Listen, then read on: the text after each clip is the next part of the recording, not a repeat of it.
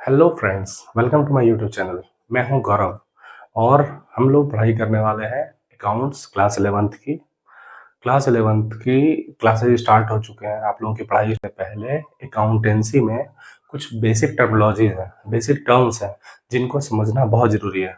जब तक in terms को नहीं समझेंगे तब तक अकाउंट से किसी भी चैप्टर को समझ पाना बहुत मुश्किल है, क्योंकि जैसा हम लोग जानते हैं जितने भी सब्जेक्ट होते हैं, हर सब्जेक्ट की अपनी एक लैंग्वेज होती है, भाषा होती है। वैसे ही अपने अकाउंट्स की भी अपनी एक भाषा है। जब तक इन टर्मिनोलॉजी को समझना बहुत ज़रूरी है। इन समझने के बाद ही हम लोग किसी चैप्टर में हम लोग आगे बढ़ सकते हैं। और आगे चल कर के जितने भी चैप्टर में जिन भी टॉपिक पे हम लोग डिस्कस करेंगे, तो ये सारे वर्ड्स, ये सारे टॉपिक हमेशा रिपीट होते रहेंगे। तो बेटर है कि आप इन चीज़ों को बहुत अच्छे से समझ लें, ताकि आगे चल कर के कोई परेशानी ना हो। तो चलिए हम लोग स्टार्ट करते हैं। एसेट्स क्या है? एसेट्स से हम लोग क्या समझते हैं? तो यहाँ पर हम जब भी बात करेंगे, एक फर्म के तौर पे बात करेंगे, एक कंपनी के तौर पे बात करेंगे, खुद की प्रॉपर्टी है, खुद की संपत्ति है, ये जो भी चीज़ें हम लोग करेंगे, ये हम लोग अपने खुद के ऊपर अप्लाई ना करके हम लोग एक कंपनी के तौर पे बात करेंगे। एक कंपनी की ट्रेडिंग कैसे, एक कंपनी के लिए जितने भी रिसोर्सेज हैं, जिन भी रिसोर्सेज को यूज करके एक कंपनी अपने प्रॉफिट जनरेट कर रही है, अपने जितने भी बिजनेस एक्टिविटीज कर रही है, उसमें इन्वॉल्व होने वाली जितनी भी चीजें हैं, जो भी रिसोर्सेज हैं इनके पास, वो सभी क्या है? एसेट्स है। जैसे कंपनी को चलाने के लिए किन किन चीज़ों की जरूरत है?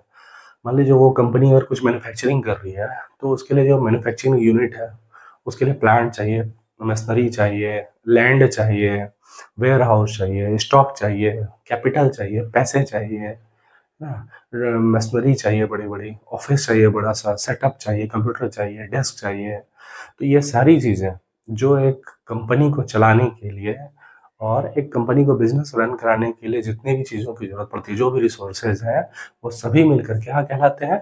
एसेट्स कहलाते हैं। ठीक है। एसेट्स जो है वो दो तरह के होते हैं, करेंट एसेट्स और नॉन करेंट एसेट्स। तो सबसे पहले आइए हम लोग बात करते हैं करेंट एसेट्स के बारे में। करेंट एसेट्स क्या है? कन्वर्टेड इंटरेंट एसेट्स वैसे एसेट्स जिनको कि विद इन 1 ईयर कैश में कन्वर्ट किया जा सके। ऐसे जितने भी एसेट्स जिनको 1 साल के अंदर, 1 साल की बात क्यों हो रही है? क्योंकि हर एक बिजनेस का अपना एक फाइनेंशियल ईयर होता है। उस फाइनेंशियल ईयर में हम लोग ये तय करते हैं कि एक सर्टेन पीरियड में कोई कंपनी कितना अर्न कर रही है, उसके कितने एक्सपेंडिचर है, इनकम क्या है, उनका ऑडिट कैसे होगा। तो जब भी ऑडिट होगा तो एक सर्टेन पीरियड का ही होता है, तो उनको तय करना होता है कि उनकी ऑपरेटिंग साइकिल क्या है। इंडिया का जो फाइनेंशियल ईयर है, इंडिया में जो फाइनेंशियल ईयर है वो क्या है? 1 अप्रैल टू 31 मार्च, है ना। तो अपने इंडिया का जो फाइनेंशियल ईयर है वो 1 अप्रैल टू 31 मार्च है। तो जिस तरह से बैंक और जिस तरह से अपने गवर्नमेंट का फाइनेंशियल ईयर चलता है, उसी तरह से ये जितनी सारी कंपनी, जितनी ऑर्गेनाइजेशन है इंडिया में काम कर, मोस्ट ऑफ द कंपनीज की जो ऑपरेटिंग साइकिल है वो 12 मंथ की होती है। ऑपरेटिंग साइकिल 12 मंथ से ज़्यादा की भी हो सकती है, कम की हो सकती है, लेकिन मोस्ट ऑफ द कंपनीज की 12 मंथ ही होती है। और ज़्यादातर लोग ये फाइनेंशियल ईयर यूज करते हैं खुद का ऑपरेटिंग साइकिल, या फिर कैलेंडर ईयर 1 जनवरी टू 31 दिसंबर। तो 1 साल के दरमियान में जिन भी एसेट्स में चेंजेस होते रहते हैं, समय समय पर चेंजेस होते रहते हैं, है ना, और इनको 1 साल के अंदर में कैश के तौर पे कन्वर्ट किया जा सकता है, ऐसे सभी एसेट्स को हम लोग करेंट एसेट्स बोलते हैं। चलिए सबसे पहला जानते हैं cash and cash equivalent. Cash, cash तो जानते ही हैं आप लोग, रोकड़, कैश, रुपया। तो बिजनेस के लिए ये तो सबसे ज़्यादा जरूरी होता है, और ये हमेशा रनिंग फॉर्म में होता है कैश। मान लो आप एक कपड़े की दुकान चला रहे हो और वहाँ पर डेली डेली बेसिस पे वहाँ पर सेल हो रहा है, तो ऑब्वियसली है क्या कि कुछ स्टॉक कम होंगे, तो फिर समय समय पर आप जा करके अपने स्टॉक में जो कमी हुई है मेल, उसको भी आप पूरा करोगे, आप परचेज करके लाओगे। तो स्टॉक हमेशा घटता बढ़ता रहता है, तो उसे ही इन्वेंट्री या स्टॉक कहते हैं। ओके। चलिए डेटर्स, डेटर्स क्या होते हैं? डेटर्स क्या होता है? देखना ये बी है ना, ये साइलेंट होता है, ठीक है। डेटर्स क्या होते हैं? डेटर्स वैसे लोग होते हैं जो हमारे यहाँ सामान परचेज करने के लिए आते हैं, और हमसे अच्छा रिलेशन होने की वजह से हम उन्हें बिना पैसे लिए ऑन क्रेडिट सेल कर देते हैं। यानी कि जो भी कस्टमर हैं जिनको हमने क्रेडिट पर सेल कर रखा है, वो सभी क्या है? हमारे डेटर्स हैं। और इसलिए भी डेटर्स के समान ही है। जब भी हम लोग क्रेडिट सेल करते हैं, तो क्रेडिट के सेल करते वक़्त हमेशा ये ध्यान रखा जाता है कि जिस भी कस्टमर को सेल किया जा रहा है, क्या उससे पैसे वापस आने की गारंटी है? तो हमें जिन पर भरोसा होता है, हम उनसे बिना कुछ लिखाए-पढ़ाए हम उनको सामान बेच देते हैं और पैसे के लिए हम लोग इंतज़ार करते हैं, ठीक है आप जब भी हो बाद में दे देना। लेकिन कुछ कस्टमर ऐसे होते हैं जिनके ऊपर हमें डाउट होती है, पता नहीं ये पैसे देगा या नहीं देगा। तो ऐसे कस्टमर से पैसे के एवज़ में उनसे एक बिल लिखाया जाता है। उसमें बिल में प्रॉपर अमाउंट मेंशन होता है, डेट मेंशन होता है कि वो ये पैसे जो आज सामान लेकर के जा रहे हैं, इसके एवज़ में जितने पैसे देने हैं, वो किस डेट को वापस करेंगे। मतलब ये एक तरह से शर्त, एक बॉन्ड हो गया, ये बिल्स रिसीवेबल। इसमें ये बिल साइन करके वो हमें जमा कर दिए होते हैं। अगर इमरजेंसी में हमें अगर पैसे की ज़रूरत पड़ती है फर्म को, तो हम क्या कर सकते हैं, इस बिल को बैंक में डिस्काउंटेड रेट पे हम लोग इसको कैश करा सकते हैं। तो ये एक तरह से गारंटी है।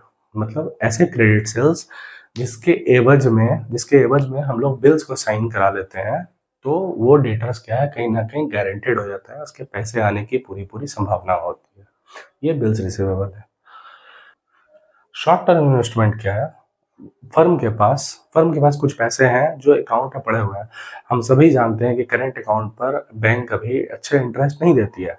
ऐसे केस में जितने भी बिजनेसमैन हैं वो क्या करते हैं ना, वो अपने बैंक में पड़े हुए पैसे को शॉर्ट टर्म कुछ इन्वेस्टमेंट करते हैं, जैसे कि किसी म्यूचुअल फंड में, किसी एसआईपी में, किसी शेयर्स में, ऐसे जगह लगा सकते हैं जहाँ कि जब वो चाहे उसको कैश के फॉर्म में ला सकते हैं। और कुछ समय के लिए इन्वेस्टमेंट करने से उनको बैंक जितनी इंटरेस्ट रेट देती है उससे कहीं ज़्यादा वो इन्वेस्ट करके इनकम जनरेट कर सकते हैं, इसलिए फर्म ऐसे शॉर्ट टर्म इन्वेस्टमेंट करते रहती है। अब आते हैं प्रीपेड एक्सपेंसेस पे। ये बहुत ही इंपॉर्टेंट है। प्रीपेड एक्सपेंसेस क्या है? प्रीपेड एक्सपेंसेस जैसा कि इसके नाम से समझ में आ रहा है, प्रीपेड बात ये है। एक और बहुत इंपॉर्टेंट बात ये है, एक्सपेंसेस है और इसे हम लोग एसेट्स के हेड में रखें। कोई बता सकता है कि एक्सपेंसेस को एसेट्स के हेड में क्यों रखा गया? ये बहुत सोचने वाली बात है। आइए मैं बताता हूँ। ये एक्सपेंसेस है जो प्रीपेड है ना? एक्सपेंसेस हैं, बट ये इस साल का नहीं है, इस फाइनेंशियल ईयर का नहीं है। हम लोगों ने एडवांस में पे कर रखा है ना? ज़रूरत नहीं थी, बट हमने पे कर रखा है। ऐसे सभी एक्सपेंसेस को प्रीपेड कहते हैं। इनको एक्सपेंसेस हम तब तक नहीं मानेंगे जब तक ये इस फाइनेंशियल ईयर का नहीं होगा, तब तक हम ऐसे एक्सपेंसेस नहीं मानेंगे। चूंकि ये एक्सपेंसेस है बट ये नेक्स्ट फाइनेंशियल ईयर का है ना, हम लोगों ने एडवांस में पे कर रखा है, इसलिए इसे हम लोग एसेट्स के तौर पे मानते हैं। तो एक्रूड इनकम वैसे इनकम होते हैं जो इनकम हो तो चुके हैं बट हमें रिसीव नहीं हुआ। तो ऐसे कौन से इनकम है जो हमें मतलब जनरेट तो हो चुके हैं बट रिसीव नहीं हुआ है, क्रेडिट नहीं हुआ है। ऐसे क्या हो सकते हैं, जैसे एग्जांपल लेते हैं, जैसे हमारे फर्म का पैसा बैंक में पड़ा हुआ है और बैंक, आपको पता है कि बैंक आपके जितने भी डिपॉजिटेड अमाउंट है उस पर आपको सर्टेन इंटरेस्ट अमाउंट पे करती है बैंक आपको। तो मान लो जब हम लोग अपना अकाउंट बना रहे हैं तो हम लोग इसे भी तो ऐड करेंगे ना कि मान लो इतने रुपए पैसे पड़े और इतना इंटरेस्ट हमारा अर्न हुआ है, तो हम लोग अपने अकाउंट में उसको इनकम के तौर पे शो करेंगे। लेकिन मेरा ये इनकम तब तक इनकम नहीं माना जाएगा जब तक ये हमारे अकाउंट में क्रेडिट ना हो गया हो। इसलिए ऐसे इनकम को हम लोग अपने करेंट एसेट्स में रखते हैं, शो करते हैं, इसे ही एक्रूड इनकम कहते हैं। अब आइए बात करते हैं हम लोग नन करेंट एसेट्स की। नन करेंट एसेट, जैसा कि इसके नाम से भी पता चल रहा है, ये ऐसे एसेट्स हैं जो हमेशा बदलते नहीं रहते हैं, बहुत ज़्यादा इनमें चेंजेस नहीं होता है। या कहें तो ये ऐसे एसेट्स होते हैं जिनकी benefit for more than 1 year, 1 साल से ज़्यादा समय के लिए इनकी बेनिफिट हमें बिजनेस को, फर्म को मिलती है। मतलब इसमें एक बार इन्वेस्ट किया गया और इसका बेनिफिट लंबे समय के लिए, कई सालों तक इसकी बेनिफिट मिलती रहती है ना? ये जो नॉन करेंट एसेट्स हैं ये 2 तरह के होते हैं, एक टेंजिबल एसेट्स होते हैं और एक इनटेंजिबल एसेट्स होते हैं। आइए समझते हैं टेंजिबल एसेट्स क्या है। टेंजिबल एसेट्स ऐसे एसेट्स हैं जिनको हम लोग छू सकते हैं, देख सकते हैं, फील कर सकते हैं। ऐसे एसेट्स हैं जैसे प्लांट है, मशीनरी है, लैंड है, बिल्डिंग है, फर्नीचर है, कंप्यूटर है, व्हीकल्स है।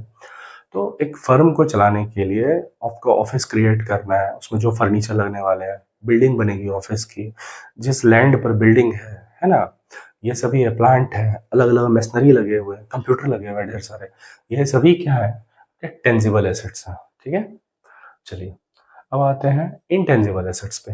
ये बहुत ही इंपॉर्टेंट टॉपिक है। अच्छा, एक चीज और मैं इसमें ऐड करना चाहूंगा, ये जो टेंजिबल एसेट्स है इन्हीं फिक्स्ड एसेट्स भी कहा जाता है। तो बहुत जगह आपके बुक में इनटेंजिबल एसेट्स ना लिख करके फिक्स्ड एसेट्स लिखा रहता है। चूंकि हमें इंटेंजिबल एसेट्स के बारे में भी बात करना था, इसलिए हम लोगों ने इस तरह से बाइफरकेट किया, वरना बुक में आपको ज्यादातर जगह पे इसी टेंजिबल एसेट्स को फिक्स्ड एसेट्स के तौर पे भी मेंशन किया रहता है। ठीक है, आइए अब बात करते हैं इनटेंजिबल एसेट्स की। इनटेंजिबल एसेट्स क्या होता है? इनटेंजिबल एसेट्स ऐसे एसेट्स होते हैं जो फर्म में होते तो हैं बट दिखते नहीं है। उनका मॉनेटरी वैल्यू होता है बट उनको देख नहीं सकते, उनको छू नहीं सकते, है ना, उनका फिजिकल एग्जिस्टेंस नहीं होता है। क्या ऐसे भी एसेट्स हो सकते हैं जिनको, जो फर्म में होते हैं बट दिखते नहीं है? क्या ऐसे भी एसेट्स हो सकते हैं क्या? जी बिल्कुल हो सकते हैं। ऐसे भी कुछ एसेट्स हैं, जैसे गुडविल है, पेटेंट है, कॉपीराइट है, ट्रेडमार्क है, कंप्यूटर सॉफ्टवेयर है। ये ऐसे ऐसे इंटेंजिबल एसेट्स हैं जो दिखते नहीं है बट होते हैं। सबसे पहले हम लोग बात करते हैं गुडविल के बारे में। ये बहुत ही इंपॉर्टेंट टॉपिक है गुडविल, और आपको गुडविल समझना बहुत जरूरी है। आगे चलकर गुडविल से रिलेटेड आपको क्लास 11 12 में बहुत कुछ पढ़ना है, तो गुडविल को समझना बहुत जरूरी है। तो ध्यान से समझिए, गुडविल क्या होता है। गुडविल क्या है, एक फर्म सालों साल अपना ऑपरेशन कर रही होती है, और अपने अच्छे बिजनेस पॉलिसीज के वजह से, अपने प्रोडक्ट की अच्छी क्वालिटीज की वजह से, अपने बिजनेस सपोर्ट, जो कस्टमर सपोर्ट होता है उसकी वजह से, और बहुत सारे एडवर्टाइजमेंट की वजह से, सालों साल करते चले जाने की वजह से, और बहुत समय से प्रॉफिट अर्न करने वाली जो फर्म होती है, वो अपना एक रेपुटेशन बनाती है, इसे हिंदी में ख्याति बोलते हैं। तो रेपुटेशन बनाती है, पहचान बनाती है मार्केट में, जिसकी वजह से वो कंपनी अदर कंपनीज, जैसे मान लो कि आप कोई जैसे कोल्ड ड्रिंक की कंपनी है, तो अभी जैसे पेप्सी की, कोका कोला की जो कंपनी है वो सालों से चली आ रही है, तो उनका जो कोल्ड ड्रिंक है और उसके अगेंस्ट में कोई नई अभी कैंपा कोला आई है, तो वो कहीं पर भी स्टैंड नहीं कर पाती है। क्यों? क्योंकि इसका गुडविल अलग है। ये गुडविल की वजह से है। बहुत सारे कपड़े के कंपनी है, लेकिन जो रेमंड्स है, रेमंड्स के सामने में आज भी जो दूसरी कंपनी है वो कहीं पर स्टैंड नहीं कर पा रही। भले ही इसकी क्वालिटी सेम हो, लेकिन इसका रेट अगर 500 है ना और इसका रेट 700 है, तो लोग 700 रुपये देने के लिए तैयार होंगे। क्यों? सिर्फ इसके गुडविल की वजह से। आप सिंपल सी बात समझो, आपके शहर में इतने सारे फूड काउंटर होंगे, बहुत जगह पे पिज्ज़ा बना रहे होंगे, वहाँ पर आप 100 रुपये का पिज्ज़ा मिलता है, डोमिनोज में 300 का पिज्ज़ा मिलता है, लेकिन लोग डोमिनोज प्रेफर करेंगे, डोमिनोज जाना पसंद करेंगे। 100 रुपये की चीज़ 300 रुपये देने के लिए तैयार होंगे। ये सिर्फ और सिर्फ डोमिनोज की गुडविल की वजह से है। और इस पे और डिटेल में हम लोग आगे बात करेंगे। पेटेंट्स क्या होता है? पेटेंट्स भी बहुत इंपॉर्टेंट टॉपिक है, अक्सर बच्चों को कंफ्यूजन रहता है इसमें। पेटेंट्स क्या है? आपको सालों महीनों सालों तक कई बार ट्रायल करने, कई एक्सपेरिमेंट करने के बाद लोग कुछ नया इन्वेंट करते हैं, है ना, कुछ नया बनाते हैं। तो जब कुछ नया बन जाता है तो उसको गवर्नमेंट के पास जाकर के वो पेटेंट को रजिस्टर्ड करा लाते हैं। पेटेंट जब एक बार आपको मिल जाता है अपने प्रोडक्ट का, तो फिर ये सिर्फ आपके पास ये राइट है कि उस पे आगे चल करके कुछ भी नया प्रोडक्ट तैयार होना है उस फॉर्मूले में या उसके आधार पर, तो वो सिर्फ और सिर्फ जिस कंपनी के पास उसका पेटेंट है वही उसका प्रोडक्शन करा सकती है, कोई दूसरा नहीं करा सकता है। जैसे कोविड के टाइम में वैक्सीन बनाने का वैक्सीन बनाने के बहुत सारी कंपनी ट्रायल करी थी, लेकिन भारत बायोटेक कंपनी थी, भारत बायोटेक, जिसको कि पेटेंट मिला और वो वैक्सीन तैयार की, और कोवैक्सीन हम सभी को सामने मिला। तो जिसने पेटेंट कराया सिर्फ उसी के पास ये राइट है कि वो उसका प्रोडक्शन कर सकती है, बाकी किसी भी कंपनी वैक्सीन नहीं बना सकती है। बात करते हैं कॉपीराइट के बारे में। कॉपीराइट क्या होता है? जनरली आर्ट से रिलेटेड कुछ नया आप क्रिएट करते हो, तो उसके लिए कॉपीराइट का प्रोविजन है। मान लो आप कोई म्यूजिक तैयार किए हो, मान लो आप कोई फिल्म बनाए हो, आप मान लो कुछ आप पोएम लिखे हो, सॉन्ग लिखे हो, मान लो कुछ पेंटिंग की हो, कुछ अलग की हो आप, है ना, आर्ट के क्षेत्र में या फिर किसी क्षेत्र में, तो इसको अगर आप कॉपीराइट रजिस्टर्ड करा लेते हो तो कोई आपकी चीज़ों को चोरी नहीं कर सकता, कोई आपके आर्ट की चोरी नहीं कर सकता। है ना? अक्सर हम लोग सुनने के लिए मिलता है कि इंस्टा पे आप वीडियो डाल दिया या म्यूज़िक की चोरी हो गई, कॉपीराइट का मामला हो गया, तो ये यही होता है। किसी और का बनाया हुआ, कुछ क्रिएट किया हुआ, उसको आप चुपके से कोई दूसरा यूज़ नहीं कर सकता है। इसी को रोकने के लिए कॉपीराइट का प्रोविज़न किया गया। ट्रेडमार्क, ट्रेडमार्क क्या होता है? ट्रेडमार्क बहुत इंपॉर्टेंट होता है फर्म के लिए, किसी भी फर्म के लिए, किसी ऑर्गेनाइजेशन के लिए। जनरली कोई भी फर्म होती है ना? कोई सी भी संस्था होती है, सभी को अपना एक मार्क मिलता है। ट्रेडमार्क, बिज़नेस करने के लिए एक मार्क मिलता है, ट्रेडमार्क, अपनी एक पहचान होती है। बात कर सकते हैं कुछ ट्रेडमार्क्स के बारे में, जैसे ये है एडिडास, है ना? एडिडास का आप देखते हो इस तरह का मार्कर आता है, नाइकी का इस तरह का आता है, इस तरह से आप देखोगे मैकडीज़ का रहता है, मैकडी का, ऑडी का देखोगे आप 4 छल्ला बना हुआ है, ऐसा ऑडी का रहता है ना? तो ये क्या है, इनका ट्रेडमार्क है ना? थम्स अप में देखोगे आप, थम्स अप का ऐसा साइन है।